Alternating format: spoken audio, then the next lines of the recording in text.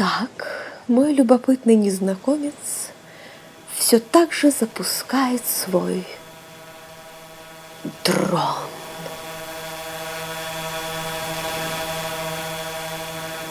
Уже третий день он следит за мной, пытаясь разглядеть все в деталях. Интересно, правда? С одной стороны, это, конечно, меня радует, а с другой жаль, что он не услышит моих мыслей. Хотя, если он подпишется на блондину, у него будет шанс. Подписывайтесь.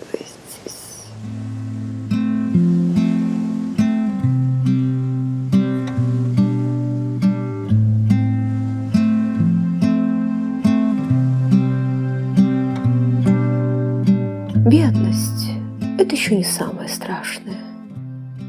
Самое страшное – это жадность. Мужчины делятся на 3 категории: черепа, затейники и жадные.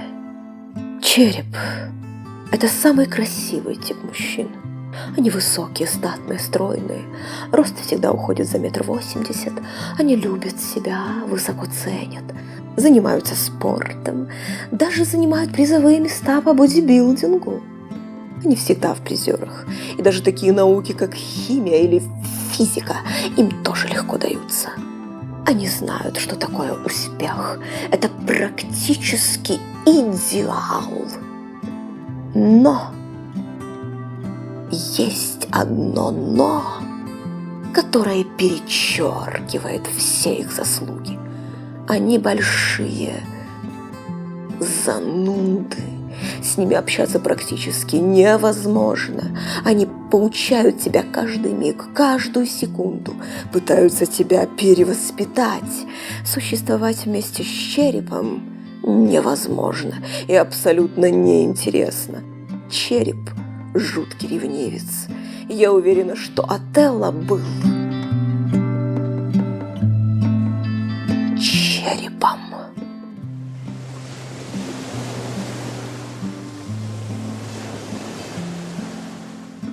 А вот затейники, и хоть ростом невелик, и красотой не наделен, но затейник имеет прекрасное чувство юмора. С ним легко. Затейник, несмотря на свою невзрачную внешность, может быть виртуозным любовником. Это просто прекрасно, если затейник будет выглядеть как череп. Это огромное везение, но такое встречается крайне редко. Увы, затейники, как правило, альтруисты, черепа – жуткие эгоисты. Затейник, как правило, щедр, он заботлив. В качестве мужа, который будет постоянно сидеть дома с детьми, он идеален. Я бы сказала, что это идеальный союз. Она, ее муж затейник и, конечно, ее любовник. Да-да, именно затейнику жены, как правило, наставляют рога. Это печально, тем более, что затейник, скорее всего, этого не заслуживает. Вот черепу наставить на его гладкий череп рога – это долг каждой уважающей себя женщины. Я вообще, как вижу череп, так сразу думаю о том, как бы ему накрутить рога. Череп с рогами – великолепное зрелище.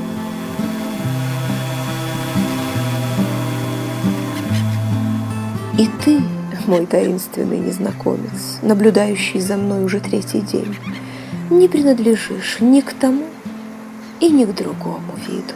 Увы, тебе не повезло.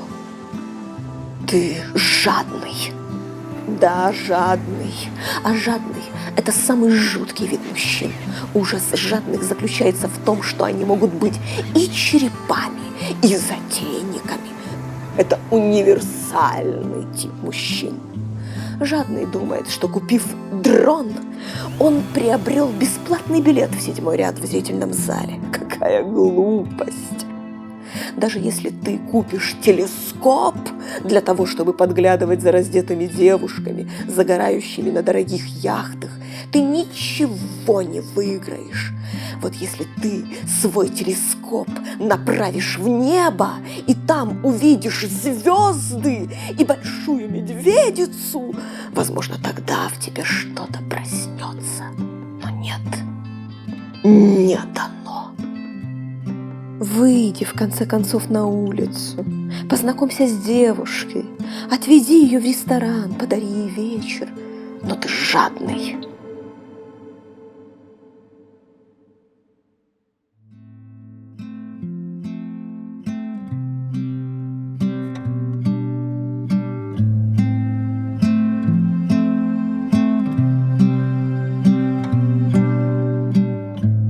Жадный привык жить по шаблону. Он ограничивает себя во всем. Он никогда не совершит подвиг. Он не способен на поступок. Он сведет тебя с ума гораздо быстрее, чем череп. Череп хотя бы будет пытаться объяснить, почему это надо делать так, а не иначе. Черепу даже в голову не придет подсматривать за кем-то.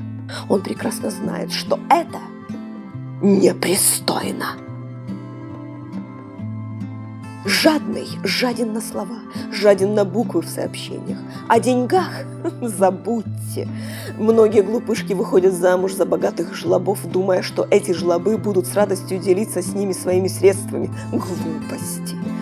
Жадный никогда ни с кем ничем не делится. Жадный бывает богат, и жадный бывает беден. Самое забавное, что они, несмотря на свой статус, свое сословие и свое положение в обществе, в поведении, в своих принципах практически одинаковы. Так что, глупый настырный незнакомец, не в длине телескопа счастья.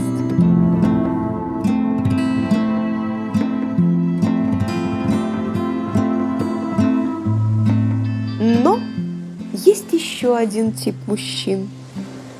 Четвертый. Это самый редкий.